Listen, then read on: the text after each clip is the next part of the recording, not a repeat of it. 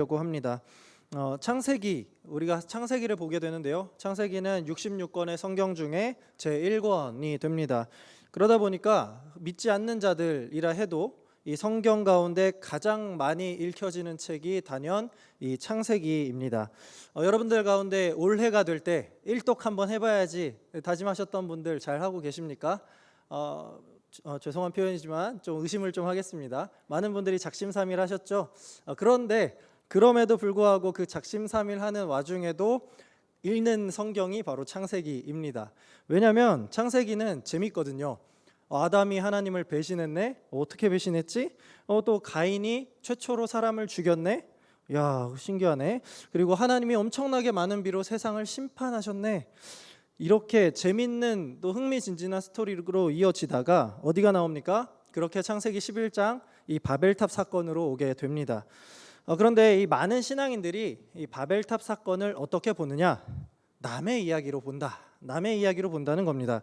왜냐하면 우리는 이 본능적으로 이스라엘 그리고 뭐 이런 유대인들과 관련하면 마치 우리의 이야기인 것처럼 이입해서 말씀을 보는데, 그 외에 대적들의 이야기나 아니면 뭐 이스라엘이 등장하지 않는 본문은 내가 아닌 마치 다른 사람의 이야기인 것처럼 보는 경향이 있습니다. 이 바벨탑 사건 때도 아직 아브라함이 등장하지 않았죠. 이스라엘 민족이 형성되지 않았던 시대입니다. 그러다 보니까 그냥 바벨탑 사건은 하나님께 심판받은 이 교만한 사람들의 이야기구나라고 하고 그냥 지나가는 경우가 있다라는 거죠. 그러나 저는 이 바벨탑 사건이 우리와 그렇게 무관한 일이 아니다라는 것, 오히려 우리와 아주 밀접한 관련이 있다라는 사실을 먼저 말씀드리고자 합니다. 무슨 말이냐면 1장 1절을 보시면 한번 띄워주시겠어요? 온 땅의 언어가 하나요, 말이 하나였더라 라고 합니다. 이 홍해 심판 이후에 하나님은 노아의 후손들을 통해서 각 민족을 이루어 살게 하셨는데요. 그런데 이 바벨탑 사건이 기록될 당시까지만 해도 아직 노아의 후손들이 서로 흩어지지 않고 함께 지내며 살았던, 같은 언어를 사용하며 함께 살았던 그러한 시대였다라는 말입니다. 그러니까 이 홍수 심판 이후에 다시 한번 인간이 하나님을 배신했던 이 바벨탑 사건은요, 우리와 전혀 관련 없는 어떤 한 악한 특정 민족의 사건, 이것이 아니라 노아의 후손들이 함께 벌였던 사건, 즉 우리의 조상들이 깊이 관련된 사건, 다시 말해서 우리와 깊은 관련이 있는 사건이라고 할 수 있습니다. 그렇다면 하나님은 이 바벨탑 사건을 통해서 우리에게 무엇을 말씀하시고자 하신 걸까요? 저는 오늘 우리가 너무나도 많이 읽고 잘 알고 있는 이 바벨탑 사건 속에서 우리에게 오늘 말씀하시는 하나님의 은혜와 지혜를 함께 깨달아 보고자 합니다. 먼저 우리 2절 말씀 다 함께 읽어보도록 하겠습니다. 2절 말씀입니다. 시작. 이에 그들이 동방으로 옮기다가 시날 평지를 만나 거기 거류하며. 제가 넘기도록 하겠습니다. 노아의 후손들은요, 이제 동방으로 조금씩 이 거처를 옮기게 됩니다. 그런데 이 동방으로 간다, 창세기에서 특별히 동쪽으로 간다라는 것이 굉장히 큰 의미가 있습니다. 오늘 분량이 많아서 이 내용을 할까 말까 고민했는데 해야겠습니다. 이 동쪽으로 간다는 것이 하나님의 축복으로부터 멀어짐을 의미합니다. 왜냐면요, 이 창세기 1장에서 이제 하나님께서 세상을 창조하시고 이 에덴 동산을 지으셨잖아요. 그때 이제 아담이 하나님을 배신한 다음에 쫓겨날 때 동쪽으로 쫓겨났죠. 그리고 이제 가인이 동생 아벨을 죽였을 때에도 하나님을 피하여서 또 대적들의 위협을 피해서 동쪽으로 달아나게 됩니다. 그리고 나중에 이 본문 이후에 이제 아브라함이 등장하게 되는데, 아브라함과 롯이 갈라질 때에도 롯이 동쪽으로 가게 됩니다. 그 동쪽에 소돔과 고모라를 향해서 가게 되죠. 이러한 여러 가지 과정들을 볼 때 창세기에서 동쪽이다라는 것은 하나님의 축복으로부터 조금씩 멀어져 가는 그러한 것을 의미합니다. 바꿔 말하면 우리 안에 있는 죄의 본성이 향하는 방향이 동쪽으로 표현됐다라고 이해하시면 되겠습니다. 그래서 이제 어디로 가게 됐느냐? 시날 평지로 가게 됩니다. 이 시날 평지가, 시날이 무슨 말이냐면 강 사이라는 의미거든요. 그래서 여러분들에게 익숙한 말로 이 신할이 어디냐면 바로 메소포타미아 땅이라고 보시면 됩니다. 메소포타미아라는 말 자체도 메소라는 말이 사이라는 의미고요. 포타미아가 강이라는 의미거든요. 그래서 강 사이라고 이해하시면 돼요. 어디 강이냐 하면 바로 유프라테스 강과 티그리스 강 사이에 있는 아주 비옥하고 훌륭한 땅을 이 시날 평지라고 합니다. 오늘날의 이라크 땅에 해당하지요. 이 노아의 후손들이 이제 계속해서 동방으로 옮겨가다가 정착한 땅이 어디냐면 바로 이 메소포타미아 시날 평지였다라는 겁니다. 1절을 다시 보면은 2절을 다시 보면 시날 평지에 거류했다라고 나오는데 이 거류했다의 조금 더 원어적인 의미는 여기에 자리를 완전히 잡았다라고 이해하면 되겠습니다. 이제 여기에 살았다라는 말이 되겠죠. 거기서 이제 이렇게 말을 하게 됩니다. 3절 말씀입니다.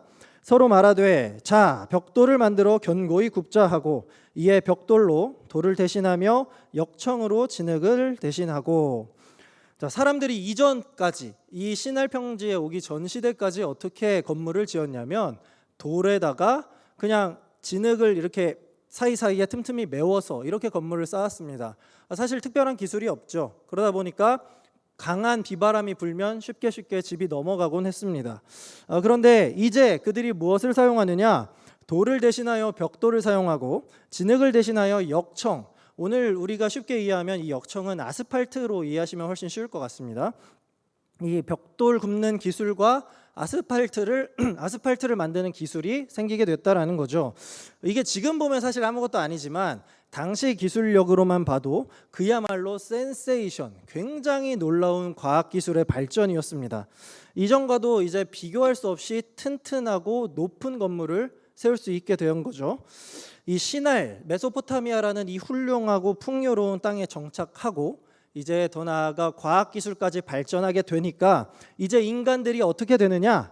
여기서부터가 중요합니다. 바로 이 악한 죄, 원죄의 본성이 자범죄로서 튀어나오기 시작합니다. 그래서 이 바벨탑 사건이 우리에게 보여주는 죄의 본성들을 이 시간 잠깐 살펴볼 건데요.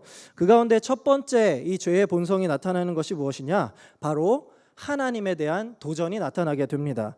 하나님에 대한 도전이요. 우리 4절 말씀을 함께 봉독하도록 하겠습니다. 시작.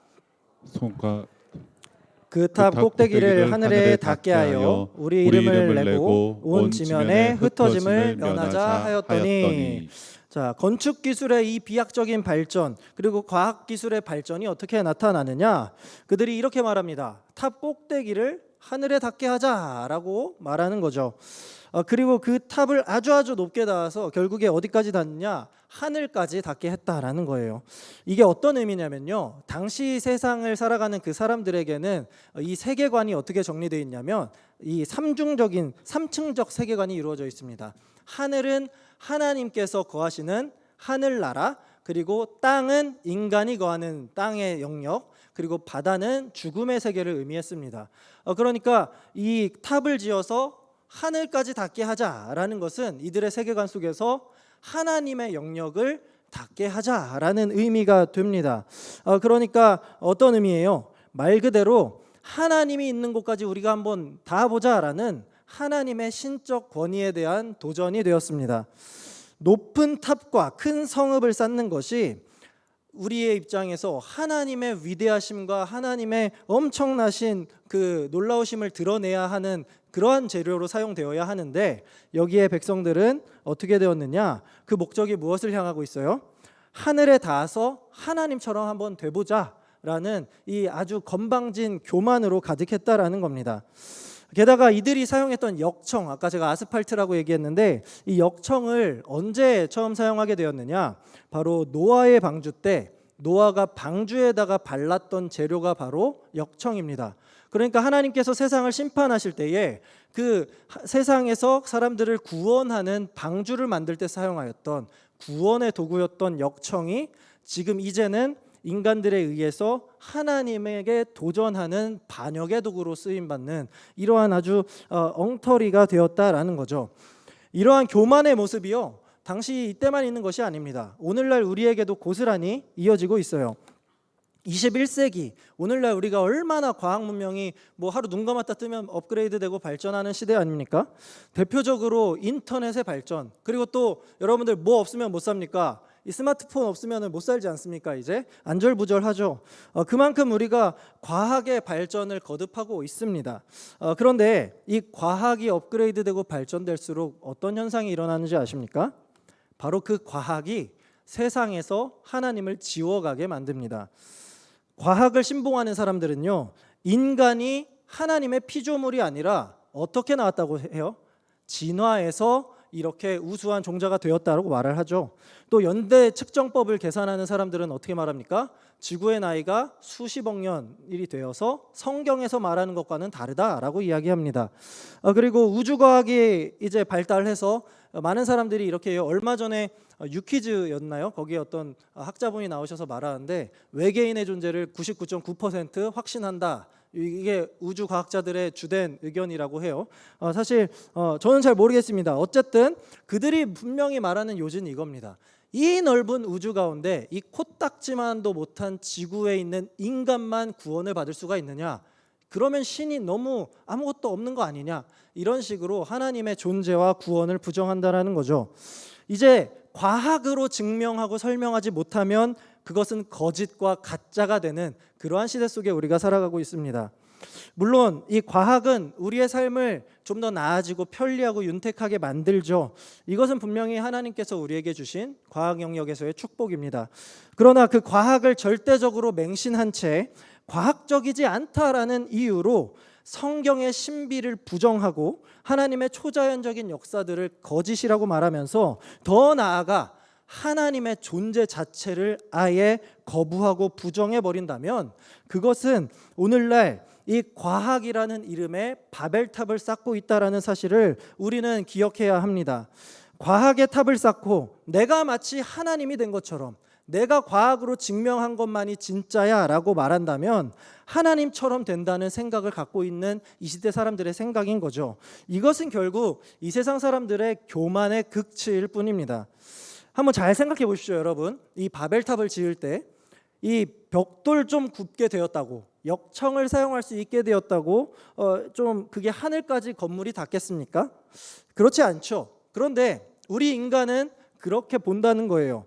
인간은 그게 정말 아무것도 아닌 기술인데 우리가 지금 봐도 아무것도 아닌 기술이잖아요. 그런데 그 기술이 조금만 우리에게 들어오면 금세 교만해져서 이렇게 말한다는 거죠. 우리가 하나님께 한번 닿아보자. 하나님처럼 되어보자 라고 말이에요. 그때와 지금 우리의 눈으로 보면요, 눈부신 발전을 이룬 것 같아요. 지금 뭐 부르즈 칼리파인가요? 세상에서 제일 높은 건물. 이렇게 보면은 하늘에 닿은 것처럼 보이죠. 그러나 하나님의 입장에서 돌이켜보면 어떻습니까? 저 하늘에서 내려다보면 똑같이 한 줌의 재만도 못한 작은 사이즈에서 와, 우리가 하늘에 닿았네 이렇게 말하고 있는 얼토당토 않는 교만을 펼치고 있다라는 거죠. 결국에는 이 시조 아담이 범했던 그 죄, 선악과를 따먹으면 하나님과 같아진다라는 이 죄악의 뿌리를 이 심판 이후의 인간들 그리고 오늘날 우리까지도 고스란히 가지고 있다는 겁니다. 두 번째로 이 바벨탑 사건이 보여주는 죄의 본성, 두 번째는 세상에서의 만족을 추구한다라는 겁니다. 자, 우리의 모습인데요. 다시 한번 4절 말씀을 이 노란 글자만 제가 읽을게요. 자, 성읍과 탑을 건설하자라고 말했습니다. 우리가 하도 이제 바벨탑 하니까 자연스럽게 우리는 이 바벨탑을 떠올릴 때 뭘 생각하느냐? 그 탑만 생각합니다. 탑. 그런데 이 성경은 분명히 성읍과 탑이라고 하죠. 이 성읍은 우리말로 도시라고 이해하시면 되겠습니다. 그러니까 사람들이 이 신할 평지 안에서 우리가 어마어마한 도시를 건설하고 엄청나게 높은 탑을 세워서 세상 사람들을 이곳으로 불러 모으자라고 생각했던 겁니다. 우리가 이 살기 좋은 땅, 이 신할 땅에 으리으리한 도시를 세워서 한번 잘 살아보자. 세상의 중심을 바로 이곳으로 세우고 우리가 이 도시를 지상낙원 천국으로 만들어 보자라고 했던 것이 이 사람들의 의도였습니다. 요즘 우리나라 한번 돌아볼까요? 우리나라의 수많은 문제 중에 또 하나가 뭡니까? 수도권으로 인구가 집중된다는 거죠. 서울 그리고 수도권 사람들이 왜 여기를 안 떠납니까? 여기에 모든 것이 갖춰져 있기 때문이죠. 교통 편리하죠. 교육돼 있죠. 뭐 여러 가지 여건들 다 있죠. 잘 형성된 도시는요, 우리 삶에서 안락함과 편리함을 줍니다. 그런데 안락함을 누리게 되는 순간부터 차츰차츰 우리는 그 도시 안에서 어떻게 되는지 아십니까? 우리가 너무 편하니까 이제 그 다음 단계 쾌락과 유익을 찾게 됩니다. 나의 즐거움을 찾게 된다는 말이에요. 여러분, 우리가 소위 이 서울 안에서 잘 나가는 도시들이 어디 있습니까? 강남, 또 이태원, 홍대 이런 데들이 있죠.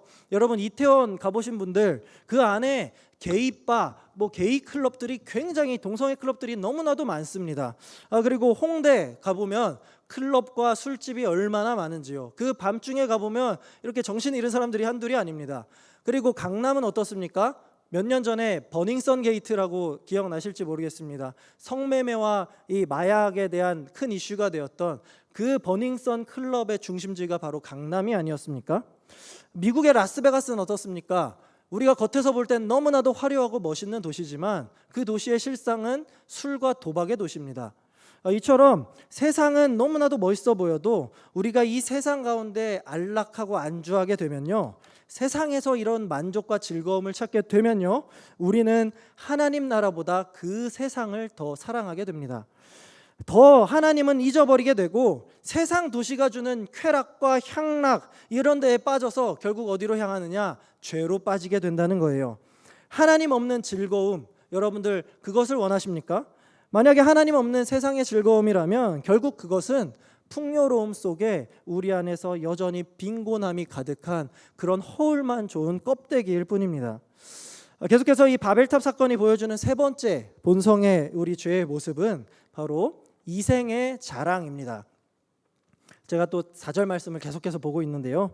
자, 여기서 이제 이렇게 말을 해요. 우리의 이름을 내자라고 이야기하죠. 이들이 생각했던 건 자기들의 이름을 내는 것이었습니다. 자, 이렇게 이름을 낸다라는 말을 원어적으로 그대로 표현하면요, 우리 스스로의 이름을 하늘에 닿게 하자, 우리의 이름을 하늘에 새기자라는 의미가 됩니다. 그래서 이제 알렉산드리아의 필로라는 유대인의 정통 랍비가 있는데요. 이 필로 이분이 이 본문을 어떻게 해석하느냐? 아마 이때 당시에 벽돌을 하나하나 차곡차곡 쌓아갔을 때 그 벽돌에 이 사람들이 자기 이름을 하나하나씩 새겼을 것이다라고 이렇게 유추합니다. 이게 이름을 쌓는 벽돌을 쌓을수록 이 벽돌이 높아질수록 자기 이름도 덩달아 높아지게 되는 것이겠죠. 자, 이렇게 했다라는 거죠. 어떻습니까, 여러분? 굉장히 유치한 발상 아닙니까? 그런데요, 오늘날의 사람도 전혀 다르지 않다라는 거예요. 여러분들 그래도 좀 유명한 관광지나 해외에 유명한 관광지 다녀오신 분들이 있죠. 어떻습니까? 세계적으로 유명한 관광지를 가면요, 프랑스 에펠탑을 가면요, 한쪽 벽에 우리나라 한글로 된 낙서들이 가득합니다. 만리장성에도 우리나라 사람들의 이름이 왜 그렇게 많은지 모르겠어요. 그러니까 우리는요, 저도 이제 해외여행을 조금 다녀봤는데 유명한 관광지에 한글 이름이 없는 데가 없어요. 그러니까 우리나라 사람들이 참 잘 먹고 잘 사는구나를 느끼게 되더라고요. 근데 왜 그럴까요? 왜 그렇게 자기 이름을 쓸까요? 자기 이름을 내고 싶은 그 사람의 마음, 내가 여기 왔다 갔다라는 것을 증명하고 싶은 그 교만한 마음, 어리석은 마음이 있는 거죠. 여러분, 근데 그렇게 하시면요, 여러분 잘 아시잖아요. 내 이름이 거기서 인정받습니까? 아니죠. 오히려 야, 한국에 이 글 쓴 놈 누구야? 이러면서 세계적인 비난과 비판의 대상이 될 뿐입니다. 이런 것을 우리가 잘 생각해야 돼요. 그래서 자기 이름을 남길 때 2023년 좋은 찬 왔다 감 이렇게 하는 것은 결국 내 이름을 드러내고 싶지만 세상은 결국 그것을 그렇게 여기지 않는다라는 것을 우리는 기억해야 합니다. 지금의 본문의 사람들도 마찬가지예요. 자기들이 하는 일이 세상의 망신거리가 되는 건지도 모르고 우리 이름을 내자, 우리 이름을 한번 여기에 드러내보자 했던 거예요. 탑을 높게 쌓으면 어떻게 돼요? 높이 쌓게 되면 저 멀리서부터 보이게 되겠죠. 멀리 떨어진 사람들도 그 탑을 보고 찾아오게 될 겁니다. 그 탑을 중심으로 사람들이 모여들겠죠. 그러면서 이제 사람들이 몰리면 이 탑을 지은 사람이 도대체 누구야? 그 사람들의 이름을 보겠죠. 자기가 드러나는 겁니다. 자기의 본성이 이래요. 자기 자신을 자랑하고 싶어 해요. 자기 자신이 이 세상의 중심이 되고 싶어 하는 것이 그 본질, 이 죄악된 본성의 진짜 모습이라는 겁니다. 교만해도 이렇게 교만할 수가 없어요, 사람이. 그런데 더 큰 문제는 뭐냐? 오늘날 교회도 똑같이 이런다는 거예요. 내가 교회를 위해서 얼마나 많은 수고와 봉사와 헌신을 했는데 왜 교회가 나를 알아봐 주지 않느냐라는 거죠. 그런 불만이 생겨요. 내가 헌금을 그렇게 많이 했는데 왜 교회는 내 이름을 드러내주지 않느냐, 이런 불만을 갖습니다. 교회는 또 어떻습니까? 그들의 눈치를 봐요. 그래서 이제 그들의 불만을 다 들어주죠. 주보에 그들의 이름과 액수를 기록해 줍니다. 그리고 누가 헌물을 하게 되면 누구누구 좋은 찬 기증 뭐 이런 식으로 자기 이름을 써야 만족을 해요. 그러한 시대입니다. 드릴 때는 말로는 하나님께 드리는 거죠, 이렇게 말은 해요. 그런데 사람들이 내심 내 공로를 인정해 주지 않으면 그 교회에서 섭섭해합니다. 실망을 합니다. 그들이 그렇게 불만을 가지더라도, 그렇게 가지면 목사님들은 어떻게 하겠어요? 그것이 옳은 것이 아닙니다, 권면해야 되죠. 그런데 목사님들은 어떻게 합니까? 마치 헌금 많이 하는 분들이 불만이 많아서 교회를 떠나고자 하면 마치 돈 많은 투자자들을 잃는 것 같은 심정으로 간절하게 그분들을 붙잡는, 이러한 그분들의 눈치를 보는 그러한 시대가 바로 오늘날의 교회의 모습이 아니겠습니까? 도대체 교회가 누구의 이름으로 세워졌습니까? 교회의 머리이신 예수님은 이렇게 말씀하셨어요. 오른손이 한 일을 왼손이 모르게 하라. 그런데 오늘날 한국교회는 어떻습니까? 오른손이 한 것을 인정해주고 박수 쳐주지 않으면 그 다음 해에 봉사 안 하겠다라고 선언하는 것이 오늘날 한국교회의 모습입니다. 이것이 교회의 어떤 모습이에요? 타락하는 모습입니다. 우리가 그렇게 싫어했던 이 로마 중세시대 로마 카톨릭 교회의 타락한 모습을 오늘날 한국교회가 버젓이 그대로 따라가고 있다는 말입니다. 그 교회가 오늘날의 교회의 모습이라고 한다면 그 교회는 속히 자기 이름을 내는 그 교만한 성도에게 말씀으로 가르치고 권면하고 때로는 권징으로 다스릴 수 있어야 합니다. 그렇게 교회의 무너진 기초를 다시 쌓아야 하는 겁니다. 그런 의미에서 저는 우리 교회에서 빛도 없이 이름도 없이 묵묵히 수고하고 계시는 우리 봉사자 성도님들께 참으로 감사하다는 말씀을 감히 전하고 싶습니다. 어제도 제가 이제 설교 준비한다고 들어왔는데 어제 밤늦게까지 이 성경학교 준비를 위해서 아무도 모르게 이렇게 늦게까지 준비하고 열심히 준비하시는 성도님들이 있더라고요. 제가 그 모습에 좀 교만하지만 감동을 했습니다. 감히. 제가 이렇게 말씀을 왜 드립니까? 그분들이 듣고 교만해지라고요? 그렇지 않아요. 저는 그분들이 결코 교만해지지 않을 거라는 걸 확신하기 때문에 말씀드리는 겁니다. 우리가 이렇게 하나님께서 우리를 통해 기뻐하시는 일을 하는 것이지 세상이 알아주는 일을 해서는 결코 안 되는 겁니다. 마지막으로 이 바벨탑이 보여주는 죄의 모습, 마지막 모습은 바로 불신앙, 불순종의 모습입니다. 4절의 마지막에 이렇게 말을 해요. 온 지면의 흩어짐을 면하자. 그들이 이제 거대한 성읍을 쌓고 탑을 쌓았죠. 그 이유 중 하나를 이렇게 말해요. 온 지면의 흩어짐을 면하자. 자, 하나님께서 처음에 아담을 창조하시고 그에게 어떻게 말씀하셨습니까? 번성하고 생육하고 번성하고 땅에 충만하라. 모든 생물을 다스리고 정복하라라고 말씀하셨죠. 이것을 우리는 문화명령이라고 합니다. 하나님께서 이제 우리 인간을 이 하나님이 지으신 창조 세계에 하나님을 대신할 대리 통치자로 세워 주셨고 그 땅을 다스리는 권한을 주심과 동시에 하나님 나라를 확장시키는 사명을 받은 것이 바로 이 문화명령이에요. 그런데 어떻게 됐죠? 아담과 최초의 인류는 이 문화명령에 실패했죠. 그래서 하나님께 홍수 심판을 받았습니다. 이후에 이제 노아의 후손들에게 다시금 이 동일한 명령을 주십니다. 9장 1절 말씀 우리 한번 읽어보도록 하겠습니다. 시작. 하나님이 노아와 그 아들들에게 복을 주시며 그들에게 이르시되 생육하고 번성하여 땅에 충만하라. 아멘. 자, 여기서 똑같이 말씀하시죠. 근데 여기서 땅에 충만하라라는 말이 무슨 말이에요? 영어로는 제 발음이 좋지는 않지만 fill the earth, 땅을 가득 채워라라는 말이 됩니다.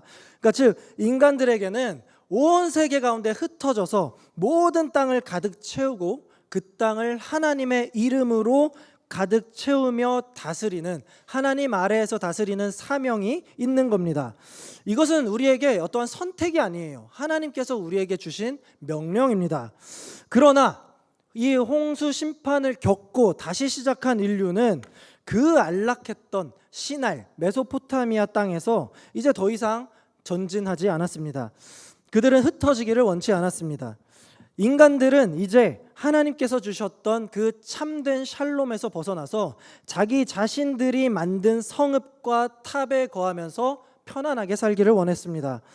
하나님을 배제한 채 이 땅 가운데에서 평안을 누리려고 한 것이죠. 이것이 오늘날 불신자에게 드러나는 그대로의 모습 아닙니까?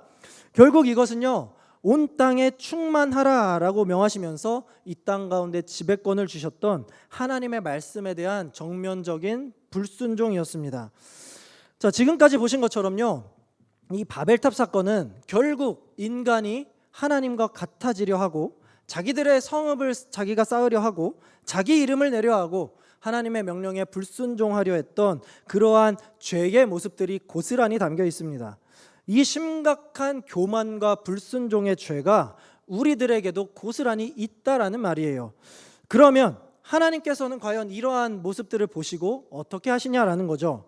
우리 5절과 6절 말씀 함께 봉독하도록 하겠습니다. 시작. 여호와께서 사람들이 건설하는 그 성읍과 탑을 보려고 내려오셨더라. 여호와께서 이르시되 이 무리가 한 족속이요 언어도 하나이므로 이같이 시작하였으니 이후로는 그 하고자 하는 일을 막을 수 없으리로다. 아멘.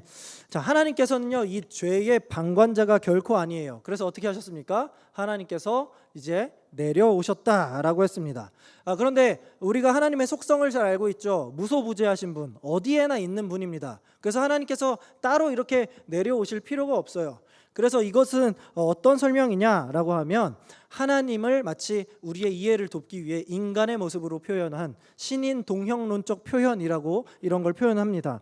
그래서 하나님, 신이신 하나님께서 인간에게 이해를 돕기 위해 이제 이 땅에 내려왔다라는 표현을 하신 거죠. 그래서 이 말씀을 우리가 이해할 때 하나님이 무슨 하늘에 있다가 갑자기 이 땅에 내려왔다 이렇게 직접적으로 이해하는 것이 아니라 하나님께서 이제 저 바벨탑을 짓는 저들을 더 이상 좌시하지 않겠다 이런 의미로 이해할 수 있습니다. 그런데 이 정통 유대인들의 해석에 따르면요, 하나님께서 그 자리에서 내려왔다라고 하는 게 하나님의 자비의 자리에서 내려왔다 이렇게 해석을 합니다. 그러니까 자비의 하나님이신데 자비의 자리에서 내려오셨어요. 그러면 이제 뭐예요? 더 이상 자비가 없다는 거죠. 그러면 자비가 없다는 것은 하나님께서 그들을 심판하러 오셨다라는 의미로 해석할 수 있습니다. 6절 끝에 또 이렇게 말을 해요. 그 하고자 하는 일을 막을 수 없으리로다. 이게 무슨 말이냐면 하나님이 야 이거 그대로 냅두면 내가 쟤네들을 이제 못 막겠다 이렇게 패배를 인정하시는 말씀이 아니라 그만큼 인간들이 이 하나님이 정하신 선을 넘어도 너무 많이 넘었다라는 얘기예요. 그들의 불순종과 교만함이 도를 넘었다. 도저히 돌이킬 수 없는 수준으로 악해졌다라는 표현입니다. 이제 이들에게 남은 것은 그래서 뭐예요? 자비가 없이 하나님의 심판이 남았던 겁니다. 이것을 강조하는 표현이 바로 그 하고자 하는 일을 막을 수 없다라고 한 거예요. 그 시대 사람들이 얼마나 악했는지를 단적으로 보여주는 표현입니다. 그래서 하나님이 내려오셨다는 거죠. 우리는 우리 믿는 자들에게 여러분 하나님이 내려오셨다, 하나님이 오셨다라는 표현은 어떻게 들리세요? 굉장히 우리가 기다리는 소식 아닙니까? 빨리 오세요라고 하는데, 그러나 믿지 않는 자들에게 하나님이 오셨다라는 것은 뭐예요? 심판의 메시지만 될 뿐입니다. 이처럼 우리 하나님은 당신에게 도전하는 이 교만한 자들을 절대 좌시하지 않고 반드시 심판하시는 분입니다. 자, 그러면 하나님은 어떤 방식으로 이번에 심판하셨을까요? 7절과 8절 말씀 우리 한 번만 더 읽어볼게요. 시작.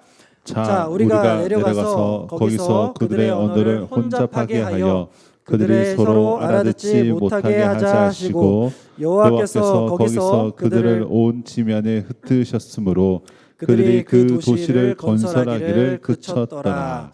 자, 여기서 하나님께서 우리가 내려가서라고 말씀하신 것, 이것 역시 하나님의 삼위일체적인 표현이죠. 삼위일체 하나님, 삼위 하나님께서 이제 이 일을 심판하시기 위해 내려오셨습니다. 그런데 어쨌든 하나님이 이 일에 개입하시면서 어떻게 하셨느냐? 원래 하나였던 언어를 혼잡하게 다양하게 섞으시고 나누십니다. 지금 바벨탑은요, 어떤 상황이에요? 이 조금만 실수하면은 이 벽돌이 무너져 내릴 수도 있는 공사 현장입니다. 공사 현장. 제가 공사 현장에서도 일일 알바를 해봤었는데 이 소통이 안 되면 굉장히 위험한 것이 공사 현장인데, 지금 어떻게 됐어요? 한두 사람이 아니라 모든 사람들이 말을 서로 알아들을 수 없는 그런 지경에 이르게 된 겁니다. 그래서 바벨탑 공사판이 완전히 망가져 버리게 됐죠. 결국 바벨탑 공사는 중단될 수밖에 없었습니다. 또 말도 안 통하니까 이제 서로 말이 통하는 사람들끼리만 뭉쳐서 떠날 수밖에 없는 그러한 상황이 됐습니다. 다 흩어버리신 거죠. 이때부터 사람들은 각자의 언어대로 각자의 지역으로 흩어져서 여러 종족으로 나뉘어서 살게 된 겁니다. 이 사건을 중심으로 이제 이러한 세계의 민족들이 퍼지게 된 거죠. 이 사건으로 이곳의 지명을 그래서 이런 혼란을 의미하는 바벨이라는 이름이 이때 붙게 된 겁니다. 그리고 어떻게 됐죠? 결국에 이 하나님께 도전했던 바벨, 이 지역이 훗날 계속해서 하나님 나라 이스라엘을 괴롭히는 바벨론으로 이렇게 탈바꿈하는, 계속해서 악한 세력이 되는 모습으로 남게 됩니다. 그런데 우리가 성경을 쭉 이렇게 보다 보면 신약에 이르러서 오늘 이 사건과 굉장히 대칭되는 사건을 찾게 됩니다. 하나님께서 똑같이 내려오셨는데 이 바벨탑에서는 언어를 흩으셨다면, 이 신약 성경에서 하나님께서 언어를 하나로 뭉쳐버리시는 놀라운 사건이 발생해요. 바로 오순절 성령 강림 사건입니다. 사도행전 2장 4절 말씀을 제가 읽겠습니다. 그들이 다 성령의 충만함을 받고 성령이 말하게 하심을 따라 다른 언어들로 말하기 시작하니라. 여기서 하나님께서 이제 다른 언어를 내리게 하셨는데, 이게 뭐 말이 서로 다르게 됐다라기보다 이게 무슨 말인지 아시죠? 바로 방언을 의미합니다. 성령 하나님께서 이 마가의 다락방에서 기도하고 있는 많은 사람들에게 강림하셨죠. 그렇게 성령 충만해진 자들이 방언, 즉 이 바벨탑 사건으로부터 언어가 혼잡게 되어서 흩어졌던 그 흩어진 족속들의 언어를 말하게 된 겁니다. 이 방언을 통해서 이때까지 말이 통하지 않았던 그 민족들에게도 예수 그리스도의 복음이라는 하나의 동일한 언어로 표현하게 되었다라는 거예요. 하나님은 당신에게 도전하는 인간들의 언어는 흩으셨지만 예수 그리스도로 이 땅을 새롭게 하시고 나서 하나님은 복음으로 다시 하나가 되게 하셨습니다. 그리고 그렇게 시작된 교회로 말미암아 세계 각지에 떨어진 우리가 지금 뭐 세계 열방에 떨어진 외국인들과도 함께 성경 말씀으로 이 동일한 복음으로 주님 안에서 하나가 되는 놀라운 신앙 일치의 경험을 하고 있는 겁니다. 말씀을 마무리하도록 하겠습니다. 이 바벨탑 사건은 인간이 하나님의 위치까지 올라가려고 했었던 인간 중심의 사상이 그대로 묻어났던 사건입니다. 이런 인본주의적인 죄가 가장 강하게 발현돼서 이러한 모습으로 드러냈던 죄의 표상이 바로 이 바벨탑이라는 거예요. 그리고 이것은 오늘날을 살아가는 우리 안에도 여전히 남아있는 죄의 본성입니다. 우리도 이렇게 될 수 있다라는 말이에요. 그래서 우리가 이것을 이겨내기 위해서 어떻게 해야 되느냐?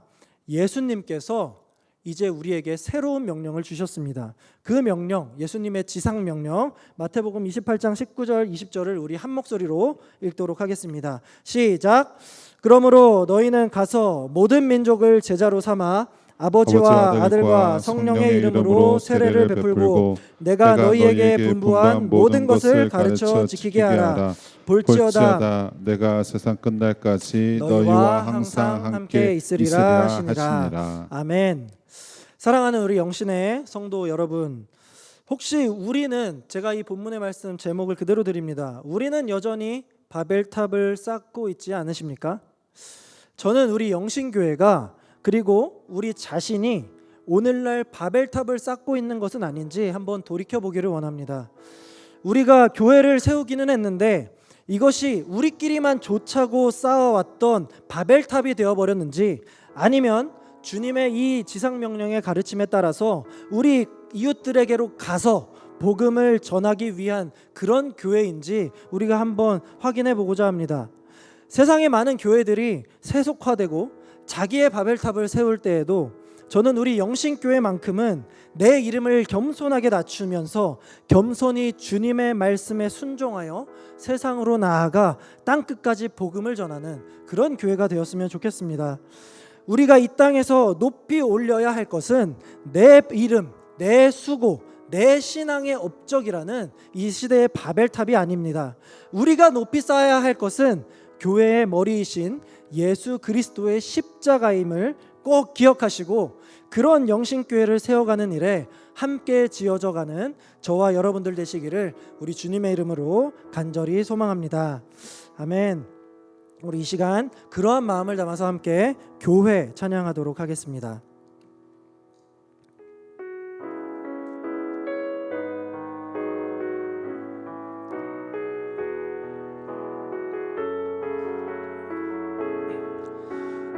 사람이 넘치기보다 사랑이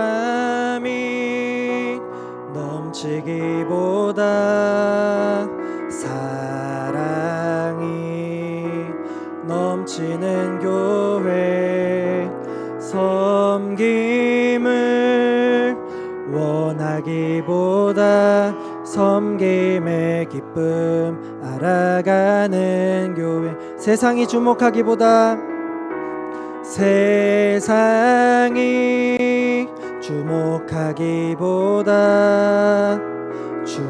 주님이 주목하는 교회, 화려한 겉모습보다 중심이 주를 향한 주님이 피로 사신 아름다운 교회, 서로를 사랑함으로 하나 되는 교회, 주님이 머리 되신 거룩한 교회, 우리 함께 만들어 가요. 내 작은 생각보다도